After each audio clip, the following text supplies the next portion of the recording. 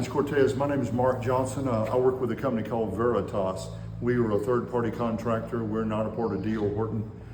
They asked us to do this initial walk with you. As you probably are aware, you will have another walk before you close, and it will be with the buyer or the builder, somebody that actually was a part of building the house. But our company looks at the initial buyer walk as more of an orientation, functionality of the home.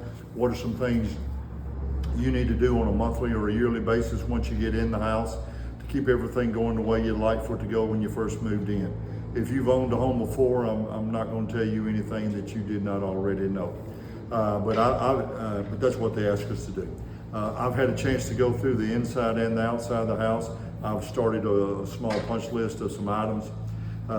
We'll go over those toward the end of this. But what we're going to do is I usually like to try to walk around the outside of the house, come in the garage and go inside, and we'll just be talking about some orientation things, some functionality things. And then when we get inside the house, we'll look at that list. So we're going to start here on the outside. First thing I usually try to bring up is if you're familiar with the term weep holes. Those are those holes down here at the last row of stone that you see on the bottom row. Those are just drill holes. As we come around here on the front of the house, you'll see some more. They'll be on the bottom row above the foundation. Sometimes they'll be above the lintels on windows. They're put in there on purpose. It's not by accident. As change in temperature occurs, condensation or moisture will form behind the brick. If that moisture is trapped back there, it will eventually turn to mold. So this allows a place for that condensation to escape, lets the house breathe, if you will. So as you start living in the house, you see dirt, you plant a flower bed or a garden, or you see an ant pile starting to build up over one of those holes. Get you a knife or screwdriver and just kind of clean it out. You want to keep the holes open. That's the main thing. It lets the house breathe.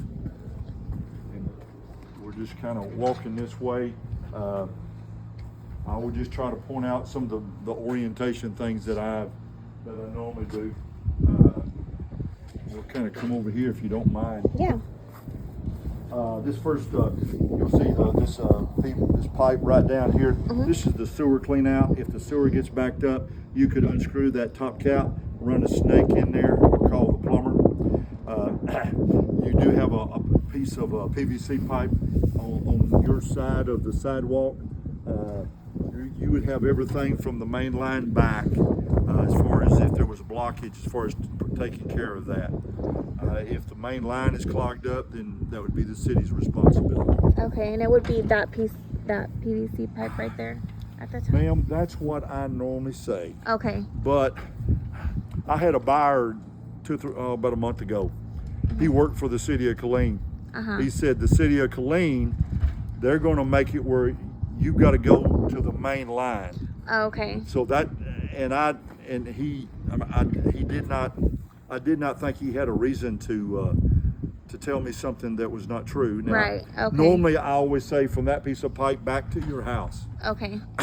But in Killeen, so take that with a grain of salt, man. Right. Okay. You can. It's somewhere down there. I know, and you could talk with the city to get. Maybe the builder could tell you a little bit more definite. Okay. Okay. Coming down the left-hand side of the house, there's not a whole lot of things. Just kind of let you look. There is one piece of pipe above the window right here. That's a part of your air conditioner, your heater, your HVAC, if you will. The unit that's up in the attic, when it's working, it's going to produce some moisture, and it's got to get that moisture out of the house. It has two ways of doing it. It has a primary way and a secondary way. This is the secondary way. If you ever see water dripping from there, that would be an alert. A lot of times I'll see red lights are going off because that means the other line is clogged up. Now we're going to talk about doing something to keep that other line from clogging up when we get up in the attic. But most builders will put this secondary line over a window, so it's easy for the homeowner to see that, hey, that thing's dripping water and that shouldn't be happening. So if it's all right, that's kind of the end on this side. We're going to walk around to the right side of your house, and then we'll go in the backyard.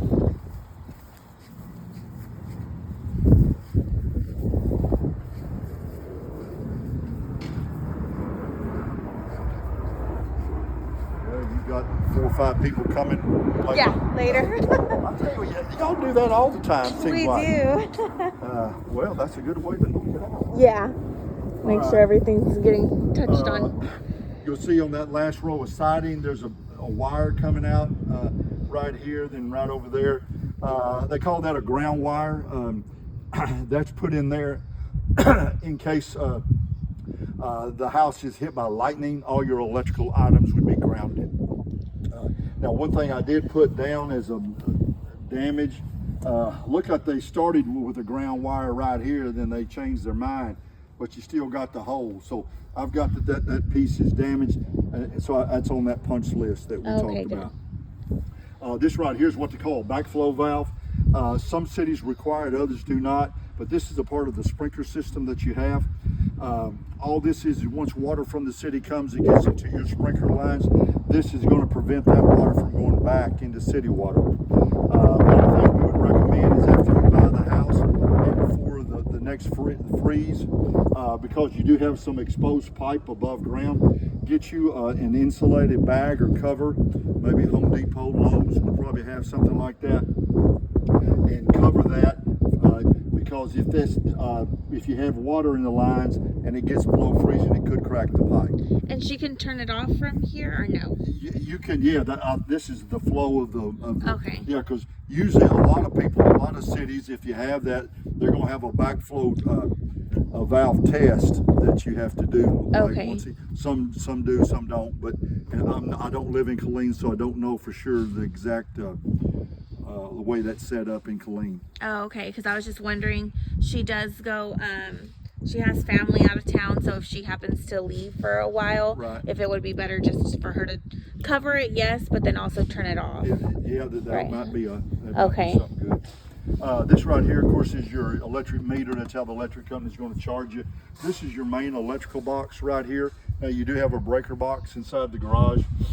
It's got some of your basic items here. The water heater, this last one on the left at the bottom. We will be talking about that in just a second when we go in the garage. But they've got everything else pretty easy to read.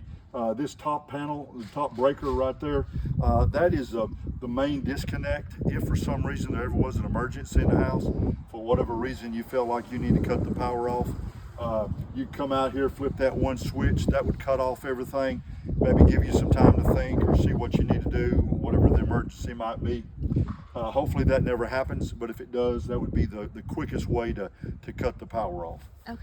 Once you buy the house, how you feel about your neighborhood, whether you want to put a padlock on that would be your decision once you get the house. This right here is for your service provider, whoever your Wi-Fi, your internet, your cable. Whenever you buy the house, it's still going to look like that. After you purchase the home, then whatever company you choose to go with, they'll come out here, hook up their box, and get your service started.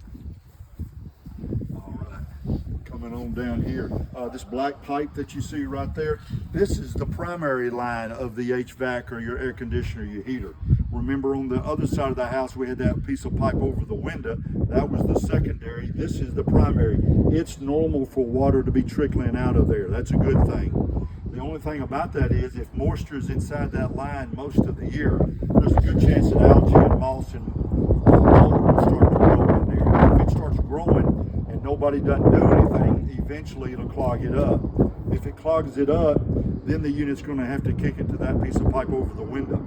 So we're going to talk about doing something up in the attic to try to kill all that moss, mold, and algae before it gets clogged up too much. And we'll talk about that, something we can do on a monthly basis.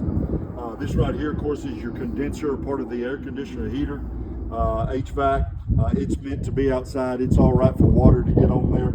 You'll notice up on your roof line, you have that metal strip running across. They call that a rain diverter. If we're having a heavy rain, water's coming off the roof, it's just going to try to split the water so you don't have just a deluge coming straight on top of the condenser. This vent that you see right here, this is a part of the HVAC as well. They call that an air intake for the HVAC. Sometimes the unit up in the attic needs to bring in outside air. That's where they're going to get that air from. And then right over here, We just, maybe one more thing here. This piece of pipe right here on the other side of the condenser, that goes to the hot water heater that's inside the garage.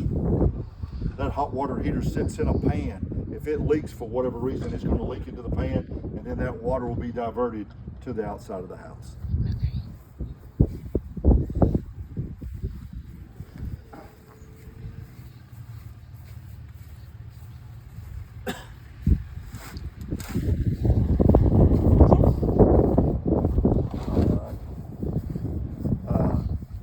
Ma'am, the white instrument you see right there is what they call a water sensor. That's a part of the sprinkler system.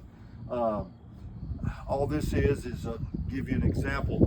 Say you have the sprinklers coming on Monday, Wednesday, and Friday. Tuesday night, we get a big 2-inch rain.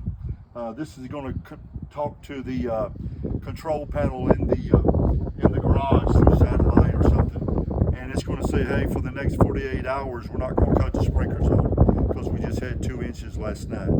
So in theory, it could save you a little money on your water bill, but that's what that is. Sometimes on the back of the house, there's not as many things for me to talk about as far as orientation or functionality. I just kind of let you look. There are still a lot of places that need to be cleaned up on the siding, and some places for paint touch-ups.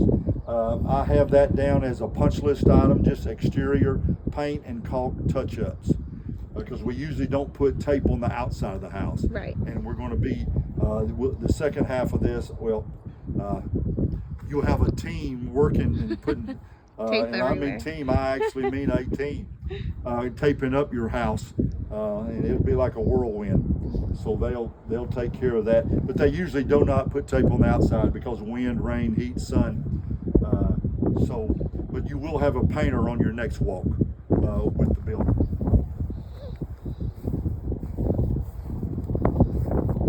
Do like having nothing back there. Yeah. That's really neat. Yeah, that's why she chose this one. The yard's really good. I put a gate right there. So Yeah, I'm to walking walk, around, yeah.